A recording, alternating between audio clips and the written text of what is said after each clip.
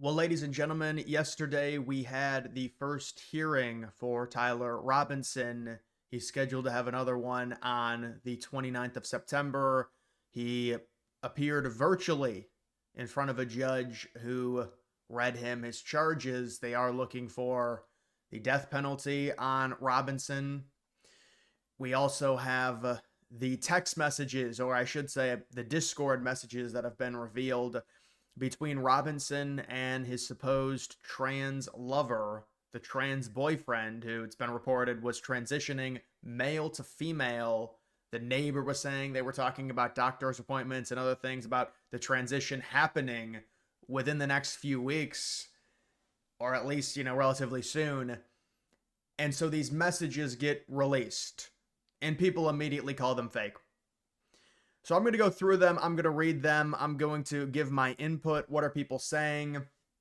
But throughout these messages, Robinson admits to killing Charlie Kirk, wanting to kill Charlie Kirk, saying it's because he's too hateful. Let's just go through some of these and we will. Actually, I'm not even sure if I'm going to be able to do this properly because, it's going to be blocked off a little bit. All right, here we go. This is better. So you've got this. Before this, I will say, you can see at the top, it says, after reading the note, the roommate responded, quote, "What? You're joking, right?" So basically, before this exchange, Robinson had said, look at the note under the keyboard. So supposedly, Tyler Robinson had placed a note underneath a keyboard within their home, and the trans boyfriend looked at it, and it said on there that he was going to take out Charlie Kirk if he has the opportunity. He said, I have the opportunity to take out Charlie Kirk and I'm going to take it. And so the trans boyfriend responds, "What? You're joking, right?" In all question marks, like this is some new revelation. So it immediately reads like, well, this is a singular thing. Tyler Robinson is just an opportunistic person who saw Charlie Kirk in Utah. He's in Utah. He doesn't like Charlie Kirk. And within a week, he decides to assassinate Charlie Kirk. Robinson then pens some type, or I guess I should say not pens, writes in a text form some type of love letter. "I am still okay, my love, but I'm stuck in Orem for a little while longer yet. Shouldn't be long until I can come home, but gotta grab my rifle still. To be honest, I'd hope to keep this secret till I die of old age. I am sorry to involve you." So he's insinuating that he was going to get away with this somehow. I mean, the only way that he had not been caught yet up until this point was in part because of the distraction. George Zinn, the old man who people say is crazy on the campus of UVU and has some type of mental problems, and they caught him. Apparently, they did some digging. He gets arrested for obstruction. The old man that said, I did it right after the shot rang out. And they find CP on his computer. So he's now arrested, and he was already charged with obstruction, but now he's got other charges. And I think that's one of the only reasons. I mean, if you look at the security video, this was not something that was obviously, it was not something that was done professionally. If one civilian, even one civilian, had seen him jumping from the upper roof area, it's like an 11-foot, 10-foot drop, whatever it is, with his rifle in a bag, and somebody said, hey, somebody dropped from there, and they ran that way, he probably would have been caught within 10 minutes. So the idea that he was going to live with this secret that he killed Charlie Kirk and wasn't going to tell anyone seems a little ridiculous. It seems like if this is something that you're doing, you know how famous Charlie Kirk is, you're probably ready to be sniped right after you do it. I mean, Thomas Crooks was sniped immediately. Now, obviously, Charlie Kirk didn't have that level of security, but if you commit to something like this publicly and assassinate Charlie Kirk in a manner in which he did, you should be ready to die, you would imagine. But it seems like he's insinuating, well, no, I was going to live with this secret and I would have gotten away with it. It seems that did strike me as peculiar, because normally these people that do that, whether they shoot up a school, whether they shoot up some type of public place, they're ready to either commit suicide or die via police gunfire. And so the roommate says, you weren't the one who did it, right? With 4 question marks.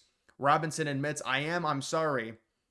The roommate says, I thought they caught the person. And then Robinson does reference the crazy old dude, says they grabbed some crazy old dude. So I guess he was on social media looking at the reaction to this. I guess what happened is he ran to his car. he waited in his car, and that's when this exchange happened. And he was trying to retrieve his rifle that he had dropped off in kind of a brushed area that was covered by a bag or a holder. And I guess he was trying to wait for a good opportunity to go retrieve it and then go back, because it was 200 miles from where he lived. It was still within Utah, but it was far away. It was not like UVU was 15 minutes from his home. So it seems like he was just waiting in his car to try for a good time to retrieve the rifle. The reason in which he dropped it, I'm not sure if he was worried people were going to see him with a bag and then interrogate him, like this elongated bag. So he dropped it or discarded it in like a wooded area. But obviously at this point he's trying to say, well, I need to get my rifle back because that's supposedly the only evidence they have at the scene, which was not true. And you should know going into something like that you cannot leave fingerprints or anything anywhere. Now, if he wasn't already in the system, it would have been hard to match him. But also, I mean, they got him on the security CCTV video camera, which is a big problem for him because his parents started interrogating him. And then I guess he cracked immediately when they said, hey, this looks like you. And then he admitted it was him. But he says they grabbed some crazy old dude, then interrogated someone in similar clothing. I had planned to grab my rifle from my drop point shortly after, but that side of town got locked down. It's quiet, almost enough to get out, but there's one vehicle lingering. And then the roommate says, why? Why did I do it? Yeah, I had enough of his hatred. Some hate can't be negotiated out. If I am able to grab my rifle unseen, I will have left no evidence. Going to attempt to retrieve it again. Hopefully they have moved on. I haven't seen anything about them finding out. How long have you been planning this? A bit over a week, I believe. So that's a big surprise that this was only a week-long plan. Considering, I mean, we'll see what the GPS says and everything of that nature, but I had seen previous messages to where he was talking to people about casing out UVU, and you're not going to do an assassination like this without casing the place out and finding an area in which you go. Now, whether or not he went to the roof, that's something that's going to have to be investigated, and we'll see if that happened before this crime was committed. But that is a shockingly short amount of time, if that is true, for him to have been planning this, because this is a massive, massive political figure. And it's, if you do something like this, it's should be pretty meticulous. And the fact that he was able to do it, and he's saying only a week in terms of planning, is pretty surprising. He says a bit over a week, I believe. I can get close to it, but there's a squad car parked right over there. I think they already swept that spot, but I don't want to chance it. So he's talking about trying to get his gun and there being a police car too close to the area in which the gun is, so he doesn't want to risk it. And then Robinson says he's like having regret here. He's wishing he had circled back and grabbed it as soon as he got into his vehicle. Yeah, just the way in which he's talking here. This is very strange. Like, why would you call it your vehicle? And I don't want to do this thing to where I parse through every little verb and like all the vocabulary that he uses and how weird it is, because people are already doing that. They're saying this is completely fake. And it's one or two things. They're saying it was conjured up by the FBI and they just faked the entire thing. And obviously it's a deeper conspiracy theory. Or it was faked by Robinson and the roommate to make it look like Robinson was just the one that had randomly planned this for only a week, and he's the only one involved, and the roommate is completely free from this, and everyone else is free from this. There had been reports that people from out of state had visited the house. They were doing these weird meetups, and that's like the whole trans stuff and this community where obviously they hate right-wing people like Charlie Kirk. And that's why people think it's very wide-ranging. And that's what Trump has said. He said it doesn't involve just the Antifa stuff. It's more wide than that in terms of the amount of people potentially involved in this. And even if they're not involved in it, you could still tie it back to the whole idea of this hatred for Charlie Kirk within these communities. And that's something that I'm sure they're going to be looking into. But so I don't want to do this thing to where it's like, well, this word doesn't align and it doesn't make sense for a Zoomer to say this word, so it must be fake.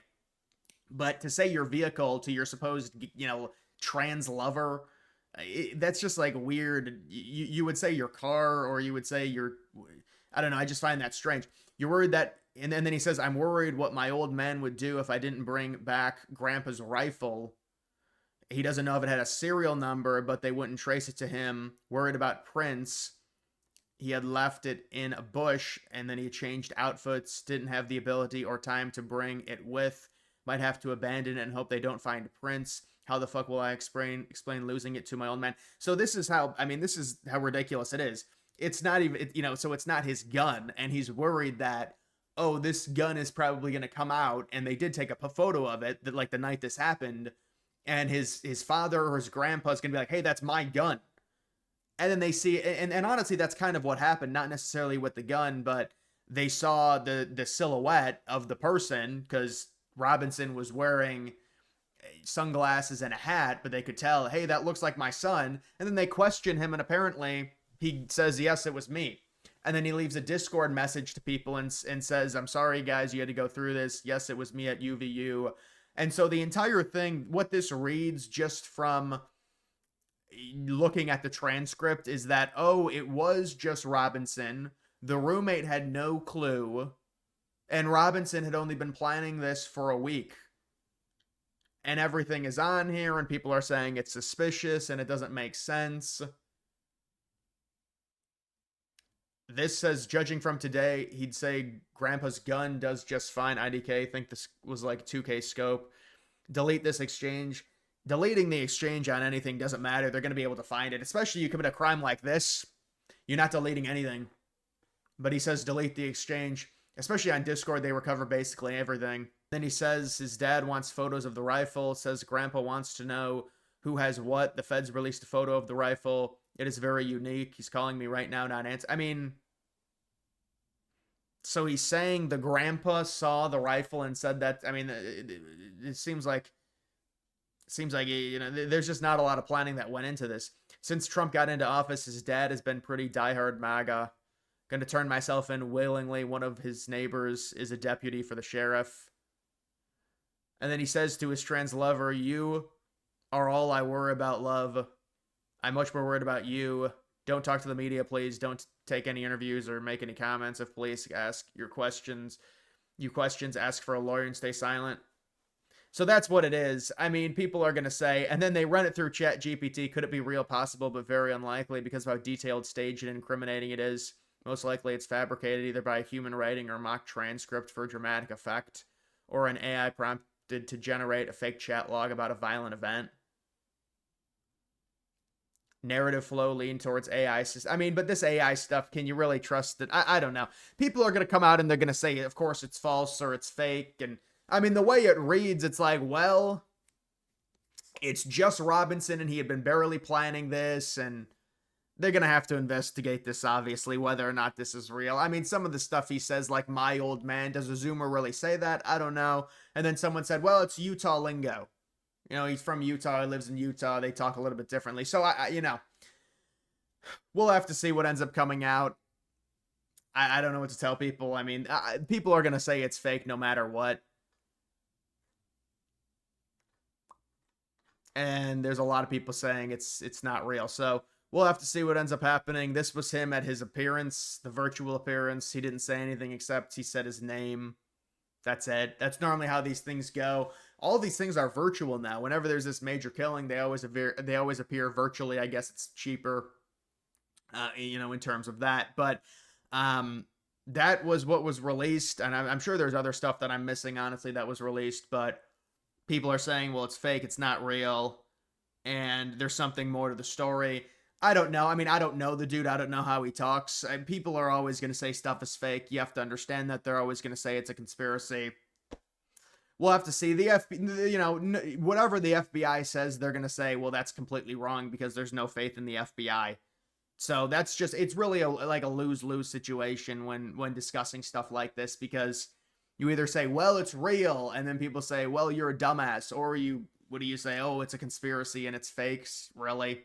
It's like the Charlie Kirk, the Israel aspect of Charlie Kirk, and there's people talking about, I've heard conspiracy theories about Trump being involved and everything. Trust me, I've heard this. I mean, I get donated money to talk about it, through my super chats, and they ask me about that type of stuff. So that's how ridiculous it is. They're gonna say anything. I mean, whether or not this is real, why would they release this and it be fake? And what if they get found? It just doesn't make sense for the FBI to make this up. And if they would make it up, they're going to make it up in a way that would seem realistic. Let's use our critical thinking skills. You don't think the FBI has the ability to use Gen Z vocabulary and Gen Z lingo?